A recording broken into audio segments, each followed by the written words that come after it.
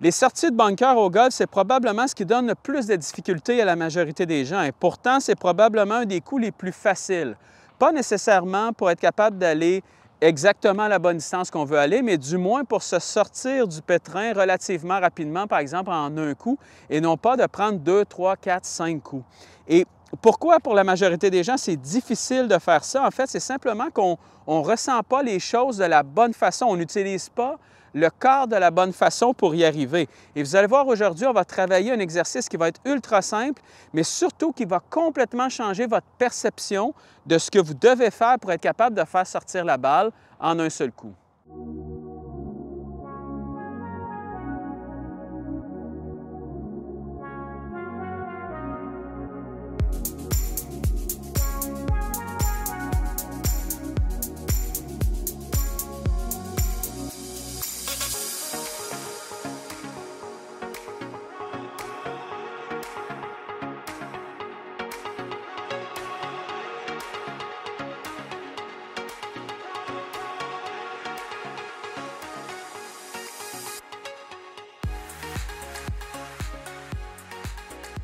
Ce que vous allez faire pour réussir ce coup-là aujourd'hui et qui va être une technique probablement complètement différente de ce que vous utilisez présentement pour essayer de faire sortir la balle, c'est qu'on va travailler beaucoup plus avec le haut de votre corps, donc avec votre torse. Et lorsque vous allez faire votre mouvement, ce qu'on dit toujours au niveau des sorties de bunker habituellement, c'est qu'on veut par exemple avoir une face de club qui est ouverte et on veut s'assurer que lorsqu'on va venir taper, qu'on ait suffisamment d'angle pour aller vers le sol. Donc, on va utiliser énormément les mains et les poignets pour venir créer un angle. Vous voyez à quel point mes mains sont en angle présentement, à quel point mes poignets sont cassés présentement. Et moi, ce que je fais à partir d'ici, c'est que je suis capable d'aller toucher le sol facilement. Par contre, pour la majorité des gens, c'est un concept qui est quand même difficile d'utiliser les mains à ce point-là. Qu'est-ce qui arrive souvent? C'est qu'on vient taper la balle, mais le corps, lui, ne bouge à peu près pas. Donc, on utilise beaucoup les mains, oui, mais le corps ne bouge presque pas. On n'est pas capable d'amener le poids nécessairement ou de garder le poids sur notre jambe gauche. Et qu'est-ce qui arrive souvent? C'est qu'on vient taper, soit qu'on s'écrase dans le sable ou on se relance vers l'arrière. Là, automatiquement, on vient taper soit le sable beaucoup trop derrière la balle et ensuite, on vient taper la balle. Et là, on va faire des flèches et on va avoir toutes sortes de difficultés à faire sortir la balle du bunker. Aujourd'hui, sensation complètement différente de ça. Ce que vous allez faire, vous allez, comme à l'habitude, utiliser l'ouverture de face de club. Donc, lorsque vous vous installez, assurez-vous toujours que lorsque vous allez ouvrir la face de club, que vous l'ouvrez avant de placer vos mains. Ça, c'est ultra important. Si vous placez vos mains sur le club et qu'ensuite vous ouvrez la face de club, qu'est-ce qui arrive? C'est que vous voyez que mes mains sont complètement en angle comme ça. Donc, je suis dans une position qui est un peu étrange au niveau de mes mains. Et qu'est-ce qui va arriver? C'est que lorsque vous allez revenir à l'impact, souvent, c'est que les mains vont venir complètement travailler, essayer de la refermer. Et là, vous allez avoir toutes sortes de difficultés, autant au niveau de vos trajectoires qu'au niveau de vos contacts. Ce qu'on va faire, vous ouvrez la face de club. Donc, bien important. Pourquoi on veut ouvrir la face de club? C'est qu'on veut que ce soit le dessous du club. Comme on dit toujours, on veut toujours que ce soit le dessous du club qui vient vraiment glisser dans le sable à travers la balle. Donc, on ne veut jamais que ce soit la face de club qui s'écrase. Donc, on doit ouvrir la face de club. Donc, je l'installe, j'ouvre la face, j'envoie les rainures du club un peu vers le ciel. Et à partir de là, je viens placer mes mains sur le club. Je place ma balle, comme à l'habitude, légèrement vers l'avant dans mes pieds. Je viens placer à peu près un 70 % de mon poids sur ma jambe gauche. Et vous voyez que le centre de mon corps ici, donc mon micro ici présentement, est légèrement derrière la balle. Donc, tout est là présentement pour que je sois capable de venir taper le sable en premier et non pas la balle en premier.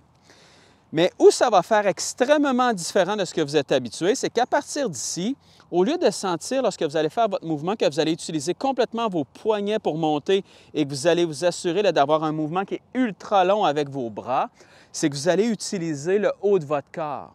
Moi, ce que je veux que vous ayez comme sensation, c'est que je veux que vous sentiez que vous allez laisser tourner votre torse vers l'arrière, vers quelqu'un qui est derrière vous et ensuite vers quelqu'un qui est devant vous.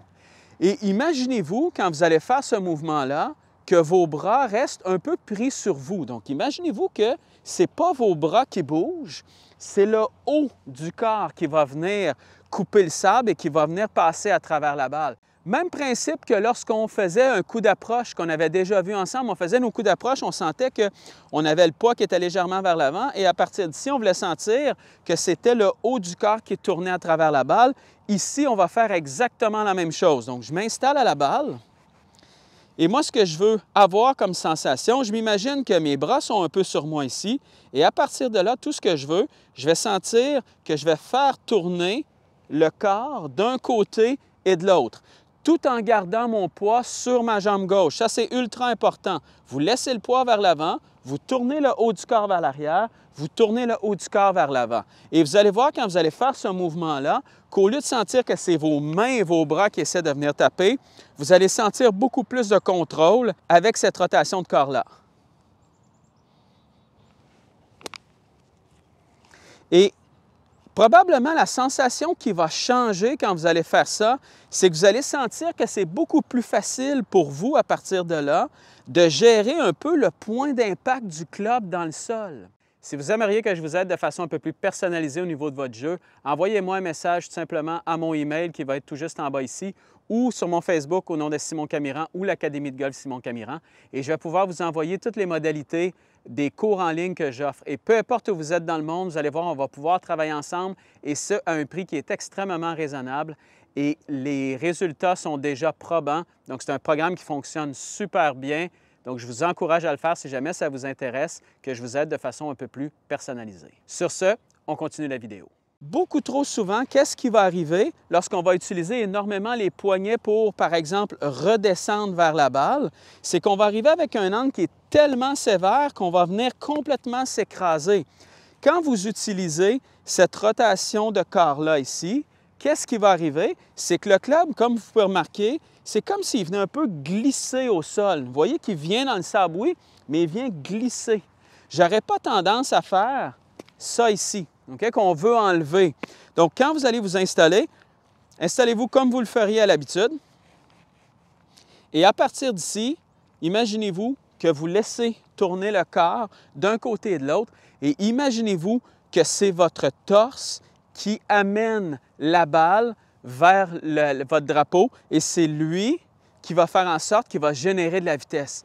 Votre vitesse va venir de votre rotation de corps et non pas de vos mains qui viennent, par exemple, au bon endroit dans le sable.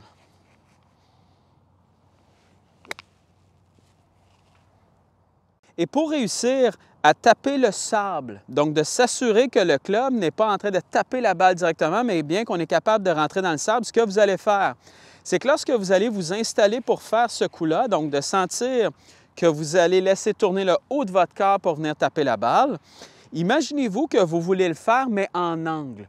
Tout comme les autres coups qu'on a fait, soit au niveau de nos coups d'approche ou même un coup normal, ce qu'on veut sentir, c'est qu'on veut toujours sentir lorsqu'on fait notre rotation vers l'arrière que nos épaules tournent en angle. Donc, vous voyez mon épaule gauche ici qui est bien sous ma droite.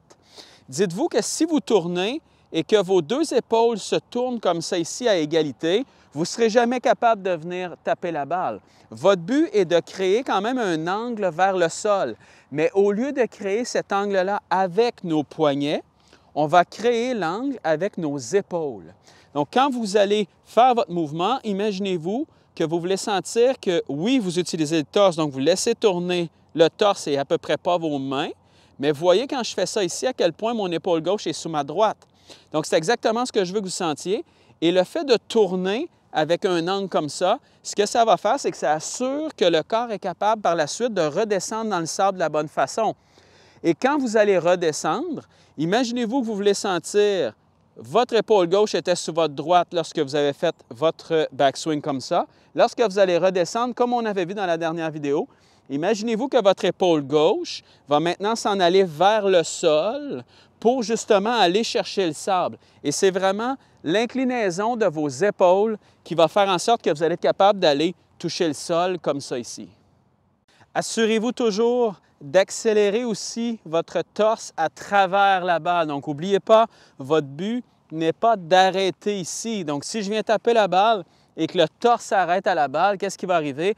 Je ne générerai jamais assez d'énergie pour que la balle puisse faire la distance que je veux aller chercher. Donc, quand vous allez faire votre mouvement, assurez-vous que vous tournez vers l'arrière le torse. Vous voyez que mes épaules aussi sont en angle.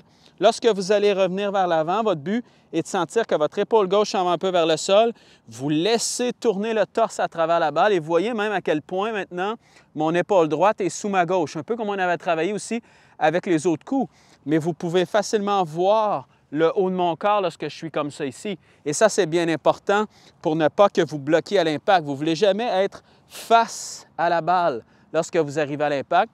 Vous voulez toujours être tourné un peu face à votre cible et non pas face à la balle. Donc, laissez tourner le haut de votre corps. Et la vitesse que vous allez utiliser pour tourner à travers la balle va amener plus de hauteur et plus de distance. Donc, je veux sentir que si je tourne minimalement le torse à ce point-là vers l'arrière, je vais avoir exactement la même chose minimalement vers l'avant. Je ne veux pas l'arrêter à la balle et je vais aller chercher de la vitesse avec cette rotation de torse-là. Donc, vous voyez à quel point le haut de mon corps est complètement tourné vers l'avant ici. C'est exactement ce que je vais aller chercher pour m'assurer que le club ne stoppe pas complètement dans le sable. Donc, je m'installe pour aller vers mon drapeau qui est devant moi. J'installe la face de club légèrement ouverte. Je m'en vais vers ma cible qui est directement devant moi. Parce que ma face de club est ouverte légèrement, je vais envoyer mes pieds un peu plus vers la gauche. Je vais aussi envoyer mes épaules un peu plus vers la gauche, la balle vers l'avant dans mes pieds. Le centre de mon corps qui se déplace un peu vers l'avant, en fait, le poids qui s'en va un peu sur ma jambe gauche. Mais surtout, regardez bien la différence. Au lieu de sentir ça ici, où je vais utiliser vraiment mes poignets, je vais utiliser beaucoup plus la rotation de corps. Vous voyez que le corps se tourne ici et vous voyez, j'utilise à peu près pas mes mains présentement. Je m'assure simplement lorsque je fais ma rotation de corps comme ça ici, que ma face de club reste relativement ouverte. Donc, je ne veux pas sentir que mes mains viennent bouger. Ma face est ouverte dès le départ. Je tourne vers l'arrière comme ça ici. Mes épaules sont en angle, comme on a vu. Et là, on s'assure que quand les épaules sont en angle comme ça, que lorsque je redescends, que mon épaule gauche va rester encore une fois basse pour être capable de venir facilement toucher le sable. Moi, c'est ce que je veux avoir comme sensation. Et ensuite, vers l'avant, je laisse tourner le corps complètement à travers la balle. Assurez-vous toujours de ne pas sentir, par exemple, lorsque vous allez tourner comme ça ici, que vos bras s'en vont complètement derrière vous. Vous voulez quand même sentir lorsque vous allez tourner, donc vous voyez mes épaules qui se tournent, mais vous voyez quand même que mes bras sont relativement devant moi, sont encore connectés sur moi, mais le club s'en va quand même légèrement devant moi. Je ne veux pas sentir ça ici. Si vous l'envoyez beaucoup trop derrière vous comme ça, bien, ça va être extrêmement difficile ensuite de le ramener. Dites-vous que votre but est de sentir la rotation de corps, mais de sentir comme si votre club restait quand même légèrement devant vous ici. Et vous allez sentir tout de suite que c'est beaucoup plus le corps qui va mener, mais que le club, étant donné qu'il est bien positionné, ça va être facile pour lui de rentrer dans le sable.